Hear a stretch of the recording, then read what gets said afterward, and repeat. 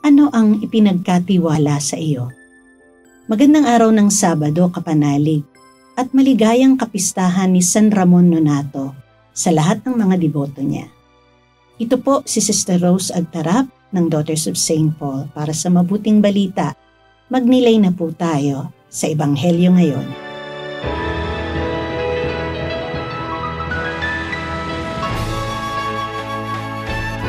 Sinabi ni Jesus sa kanyang mga alagad, Ipagpalagay natin na may isang tao na bagong mangibang bayan ay tinawag ang kanyang mga katulong at ipinagkatiwala sa kanila ang kanyang mga ari-arian.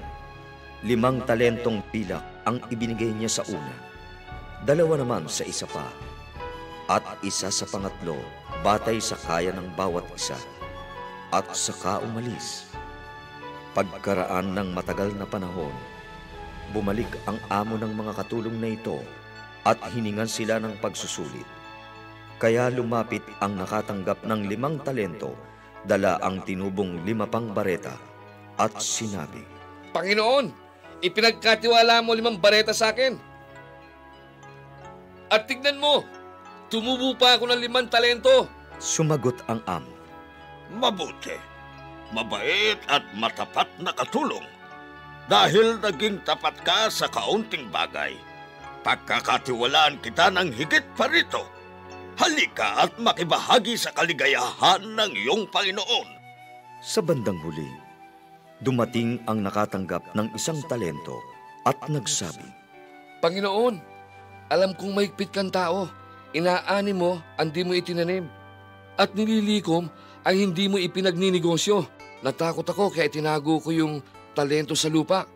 Heto ang sayo. Ngunit sinagot siya ng kanyang amo, Masama at walang kwentang katulong. Alam mo palang inaani ko ang hindi ko itinanim at nililikom ang hindi ko ipinagnenegosyo. Sana'y dinla mo sa bangko ang aking pilak at mababawi ko ang sa akin, pati na ang tubo pagdating ko. Kaya kunin ang talento sa kanya at ibigay ito sa may 10 pa, sapagkat sa sino mang meron, bibigyan pa siya at magkakaroon ng sagana. Ngunit ang wala, maging ang sa kanya ay aagawin sa kanya.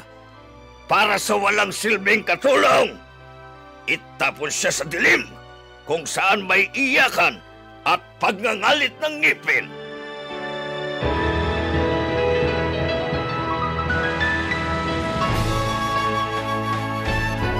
Ibinahagi po ni Sister Tess Espina ang ating pagdidilay. Naaalala ko yung kanta nung catechism class namin sa elementary. Why has God made us? We know God has made us to know Him, to love Him, to serve Him each day.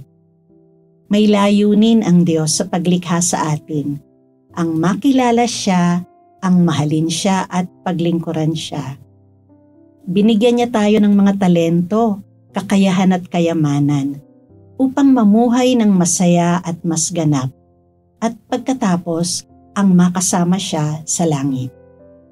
Binigyan niya tayo ng pamilya, edukasyon, karanasan, posisyon sa lipunan upang maging mabunga. Ang mga biyayang ito ang tutulong sa atin na harapin ang mga pagsubok at hamon sa araw-araw. At binigyan din niya tayo ng kalayaang gamitin ang mga kaloob na ito upang maging responsableng katiwala na mangangalaga sa mga kaloob at pagyayamanin ang mga ito para sa kanyang kalwalhatian at para din sa ikabubuti ng lahat.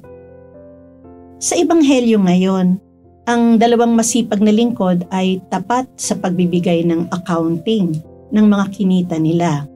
Samantalang ang tamad na lingkod ay naglibing sa kayamanan at pinarusahan. Kapanalig, sa pagtatapos ng araw, tinatanong ba natin ang ating sarili kung ginamit natin ang mga talento at kaloob na ibinigay sa atin ng Diyos?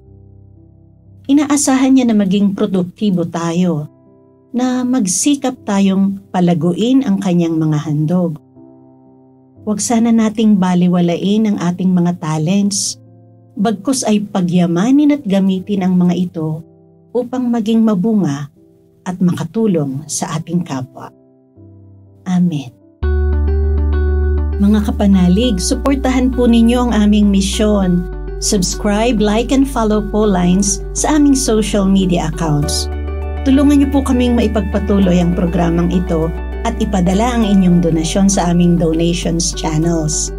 Makakaasa po kayo na isinasama namin ang inyong mga intensyon at kahilingan sa aming mga panalangin araw-araw. Ito pong muli si Sister Rose na nag-aanyaya sa inyong manalangin sa ating mahal na Inang Maria. Maria, Reyna ng bawat puso at aking inang iniakyat sa langit, minamahal kita. Bigyan mo ako ng higit na pagmamahal kay Jesus at sa iyo. Reyna ng Sansinukob, makamit nawa namin ang kapayapaan at kaligtasan sa pamamagitan ng iyong mga panalangin kay Kristong Panginoon, ang tagapagligtas ng lahat ng sangkatauhan. Amen.